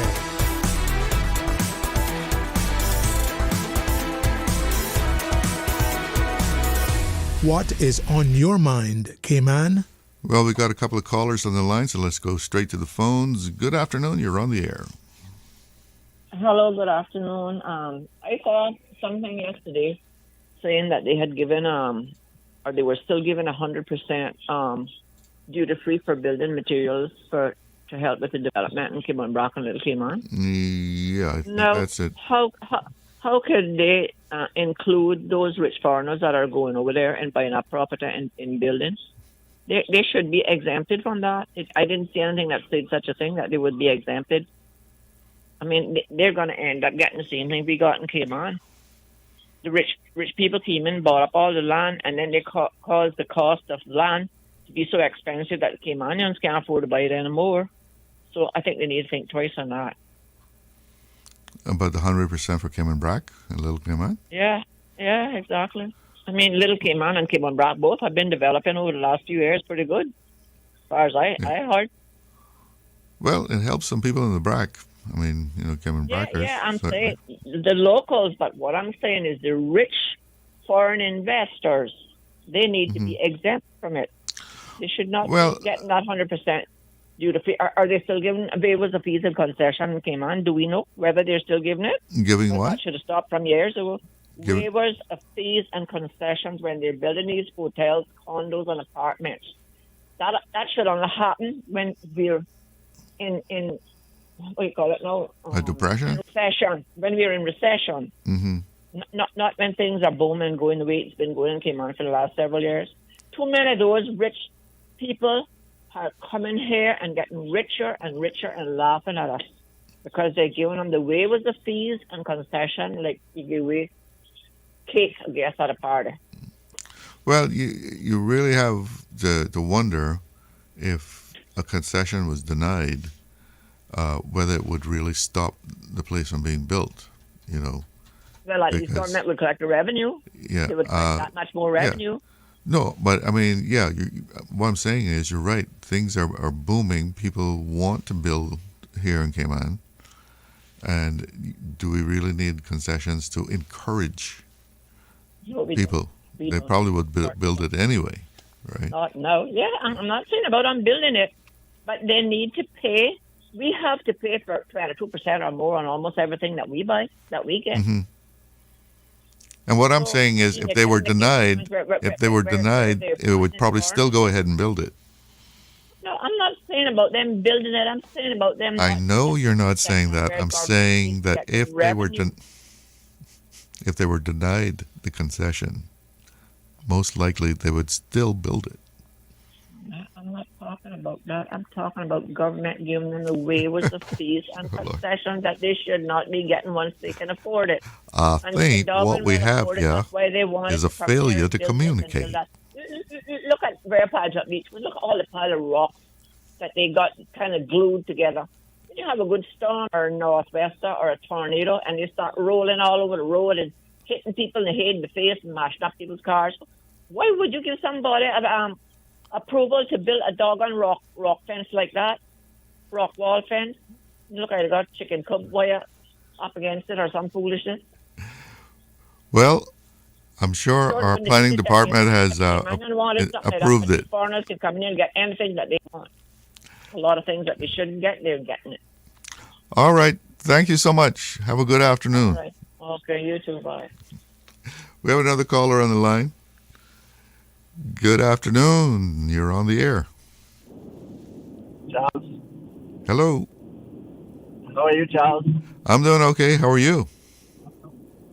I'm doing pretty good. Got to run by Dale Thompson to check on something. So, I just want to share with you. I was listening to the talk show this morning, and I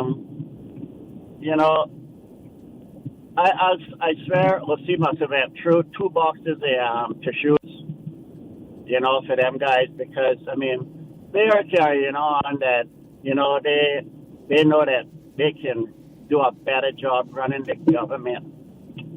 The problem with these people, Charles, they have no vision, right? And anytime you find people like that, it's only one vision that they got. And I'm not going to say you should know which one that is.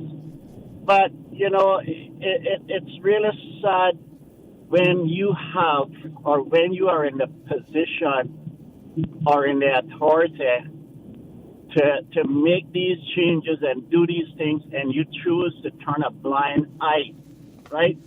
And all of a sudden, when you get depowered, that you no longer have that, all of these ideas now come to play, and this is what we can do, and this is what we can do, and this is what we can do. We don't need these kind of politicians, right? We need people that when they have the authority are in the position can see the problems that is going to occur and have that vision and say, look, this is what we need to address. We don't need to wait till 5 years or when we get unelected or we no longer have that power to do something about it. No. And this is what has been going on in this country with our politicians for too long. Let me share with you a little incident, right? Okay. That I brought up on this talk show many times in the last 2 years, right? Borden Road. You know where Borden Road is? In Georgetown, yeah. Right there going to Kirkland Center from Yeah. 7-Eleven. It goes across the sea. Right. I complained to the past government about that for about 2 years. Okay? Time after time after time. I say, guys, look at what is happening to this street. I say, I use this road sometimes 6, 7, 8, 9 times a day. And I watch when the cruise ships are in. The tourists, the little bit of sidewalk that they have there, they always got some cars or some buses or some old vehicle parked on it. And the tourists, I had to slow down many times so the tourists could walk a bit out in the road because I didn't have enough space in my lane. So I had to slow down and wait till they get past these buses and cars on the little bit of sidewalk that is there, right? And that wasn't bad enough, right? They started with Thompson or Kirk tarpaulin garages, okay? One went up, and then another one went up, and then another one went up. And then I started to see the chicken tarpaulin restaurants or places, whatever you want to call them. I see they started going up. Now they're all the way out to the waterfront on that piece of land there, right? And I complain about the condition and the state of that area. And you know what they did last year before the election? What? Yes. They paved the road. The only thing I can think that was done was to encourage what is happening there. But when Paving roads is always an election special. But it's really sad, Charles. I mean, you are elected or you are in your position there to do a job. Mm-hmm. Your job starts when you leave that office and go home or wherever you go, and your job starts again when you come back on this talk show, right? So there's no rest for you because you always have to be working. Your mind has to be set for when you come on to this talk show. You have to be prepared. Mm-hmm. You can't say, well, you know, I can hope that, you know, everybody calls in and I don't have nothing to talk about. No. That is a dream. That never happened. Right. You're planning and you're on rest afternoons or in the night, just making sure that you can present something to this talk show when you get on there, even if nobody calls. Got to fill the air. Got to fill the air. And if you don't do that job, you know what happens? Somebody else will do it. Yeah. And I don't want you, when that happens now, come and complain, well, you know, we could have done this, we can do this. No. You had your chance, Charles. You messed it up. You messed it up big times. So don't blame me or this one or the other one.